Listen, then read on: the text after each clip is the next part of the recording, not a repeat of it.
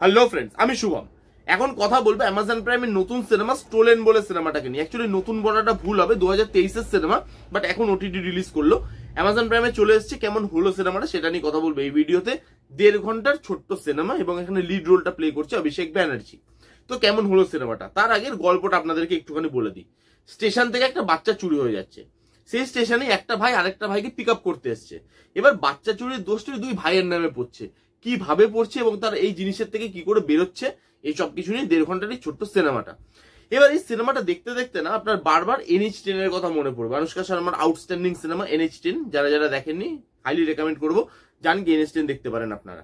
তো সেই মুভিটার কথা না বারবার আপনার মনে পড়বে, সেটা ট্রিটমেন্ট ওয়াইজ হোক, লুক অ্যান্ড ফিল ওয়াইজ হোক, আপনারা সেই NH10 এর কথা বারবার মনে পড়বে। এবার প্রশ্ন হচ্ছে, এই সিনেমাটা কি NH10 এর লেভেলের সিনেমা, নাকি কোথাও একটু পিছিয়ে গেল এই সিনেমাটা? আমি বলবো এই সিনেমাটা NH10 লেভেলে কিন্তু যেতে পারেনি। পোটেনশিয়াল ছিল কিন্তু লেভেলটা রিচ করতে পারেনি কিছু নেগেটিভ দিকের জন্য। কি কি সেটা আমি আসছি, বাট কিছু পজিটিভ দিক আছে, ওগুলো নিয়ে কথা বলে নি। এখানে প্রথমতই যে সাবজেক্টটা ভালো, রিলেট আপনি করতে পারবেন। কারণ দেখবেন সবসময় আমরা শুনে থাকি যে বাস স্ট্যান্ড থেকে, রেলওয়ে স্টেশন থেকে বাচ্চা চুরি হয়ে গেছে এবং তাদেরকে পরবর্তীকালে নাই বিক্রি করে দেওয়া হয়, না ভিক্ষা করানো হয় সিগনালে। এই জিনিসগুলো আমরা দেখেছি, এর আগে অনেক সিনেমাতে ইস্যুগুলো নিয়ে কথা বলেছে। তো এই ইস্যুটা কিন্তু জেনুইন এবং আপনি কিন্তু কানেক্ট করতে পারবেন, কারণ আমরা চারপাশে এরকম জিনিস সবসময় দেখতে থাকি। তো সাবজেক্টটা ভালো, যেই সাবজেক্টটাকে নিয়ে ডিল করে, যে সাবজেক্টটা নিয়ে কথা বলে, সেই সাবজেক্টটার সঙ্গে অডিয়েন্স কিন্তু কানেক্ট করতে পারবে। পরবর্তীতে এর যে ট্রিটমেন্টটা সেটা রুটেড, কারণ এই জিনিসটা বা এই থিমটা একটা রুটেড ট্রিটমেন্ট ডিমান্ড করছিল এবং এই সিনেমাতে যেভাবে রুটেড ট্রিটমেন্ট রাখা হয়েছে সেটা খুব ভালো। গ্রামে প্রচুর শুটিং আছে, মানে ম্যাক্সিমাম সেকেন্ড হাফটা গ্রামে শুট করা, এবং সেখানে যেভাবে লুক অ্যান্ড ফিল রাখা হয়েছে রুটেড, সেটা আউটস্ট্যান্ডিং।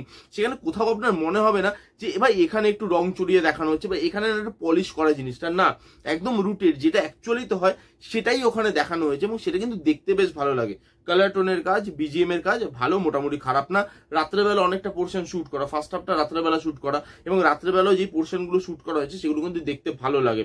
এখানে পারফরমেন্স আউটস্ট্যান্ডিং, প্রত্যেকে এখানে ভালো কাজ করেছে। এখানে যে বাচ্চাটা চুরি হয়ে যাচ্ছে তার মা, এখানে অভিষেক ব্যানার্জি, তার ভাই, দুটো পুলিশ অফিসার আছে, তারা ভাই কি অ্যাক্টিং করেছে। এখানে ছোট থেকে ছোট রোলেও যারা আছে না, তারাও এত সুন্দর অ্যাক্টিং করেছে, সেটা না দেখতে বেশ ভালো লাগে।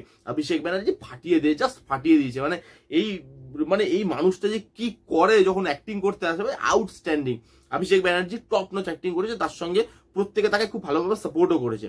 এখানে না যে জিনিসটা খুব ভালোভাবে লক্ষ্য করা যায়, এখানে লাস্টের দিকে গিয়ে ইমোশনালি কিন্তু আপনি কানেক্ট হবেন, বিশেষ করে অভিষেক ব্যানার্জির পারফরমেন্সের জন্য।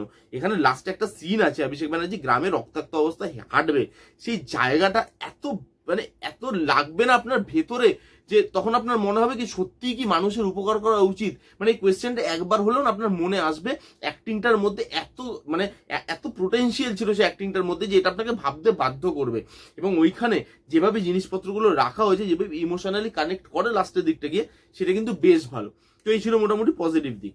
এবার যদি আমি নেগেটিভ দিকে মুভ করি, এখানে না দুটো জিনিস খুব বড়ভাবে নেগেটিভ দিক, এবং সেটার জন্য না NH10 এর লেভেলটা এই সিনেমাটা রিচ করতে পারে না। আপনি দেখবেন যখন আপনি NH10 দেখবেন, এই যে অনুষ্কা শর্মা একটা জায়গায় যাচ্ছে, সেখানে ওই জায়গাটার মধ্যে ঢুকছে, সেখানে জড়িয়ে পড়ছে, তারপর সেখান থেকে বেরোচ্ছে, এই যে ঢোকার জায়গাটা, সেই জায়গাটায় টাইম দেওয়া হয়েছিল, সেটাই হুট করে ঢুকে যায়নি। বাট এখানে না যেন না হুট করে ঢুকে গেল, এবং সেটা অর্গানিক লাগে না। NH10 দেখবেন ওই যে জায়গাটা ঢুকছে সেটা খুব অর্গানিক ভাবে দেখানো হয়েছে, সেখানে টাইম দেওয়া হয়েছে, বাট এখানে সেই টাইমটা দেওয়া হয় না।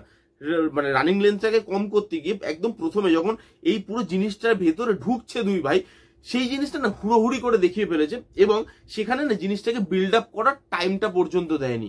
এবং দেখে না জিনিসটা আপনার অর্গানিক বলে ফিল হবে না, আপনার মনে হবে যে ভাই এই জিনিসটা কি করে হতে পারে, মানে এলো বাচ্চা চুরি হলো, তারপর দুই ভাই ঢুকে গেল এরকম করে জিনিসটার মধ্যে, মানে এটার যেমন ন্যাচারাল লাগছে, খুব ফোর্সফুল লাগছে জিনিসটা দেখতে। এবং জিনিসটার মধ্যে সেই টাইমটাও দেওয়া হয়নি, এবং সেই জিনিসটা নেই, মানে সেই জিনিসটার মধ্যে ঢোকার যে একটা প্রসেস থাকবে, সেখানে যে লোক মানে ইনভেস্ট হবে, সেখানে টাইমটা আর একটু বাড়ানো উচিত ছিল। তাহলে আমার মনে হয় এই জায়গাটায় বেশি ভালো হতো। রানিং লেন্থটাকে অনেকটা কম করে দিয়েছে, যার জন্য হুড়োহুড়ি হয়ে গেছে, এবং ওই যখন আপনি গল্পটা ঢুকছেন তখন আপনার মনে হচ্ছে যে ভাই ফোর্সফুলি গল্পটার মধ্যে ঢুকছে, এই গল্পটা অন্যভাবেও দেখানো যেত, এবং গল্পটার মধ্যে পোটেনশিয়াল ছিল NH10 এর মতো হওয়ার, কিন্তু এই যে হুড়োহুড়ি করার জন্য এবং হুট করে মানে কোনো জিনিস সেভাবে না দেখিয়ে হুট করে জাস্ট ঢুকে গেল এবং সেটা অর্গানিক ফিল হয় না, এই জিনিসগুলোর জন্য এখানে কিন্তু সিনেমাটা এনিস্টেনের লেভেলটা রিচ করতে পারে না। কিন্তু সিনেমাটা ওয়ান টাইম ওয়াচ, ভালো লাগবে। পারফরমেন্সের দিক থেকে, লুক অ্যান্ড ফিলের দিক থেকে, রুটনেসের দিক থেকে, যেভাবে ট্রিটমেন্ট করা হয়েছে, যেভাবে গল্পটা বলার চেষ্টা করা হয়েছে, যেভাবে একটা সিরিয়াস ইস্যু নিয়ে ডিল করে, এই সব কিছুর জন্য আপনি একবার এই সিনেমাটা দেখতে পারেন, আপনার কিন্তু খুব খারাপ লাগবে না। এই ছিল স্টোলেন বলে সিনেমাটার পজিটিভ দিক, নেগেটিভ দিক। কারা কারা দেখেছেন কমেন্ট করে জানান, যারা যারা দেখেননি জানি গিয়ে দেখুন। এই ছিল রিভিউ, কেমন লাগলো রিভিউটা জানাতে ভুলবেন না। ভালো লাগলে please give a Thums up, like করবেন, কমেন্ট করবেন, শেয়ার করবেন, চ্যানেলটাকে মাস্ট সাবস্ক্রাইব করবেন। দেখা হচ্ছে নেক্সট কোনো ভিডিওতে, ততক্ষণ bye bye, take care and be safe.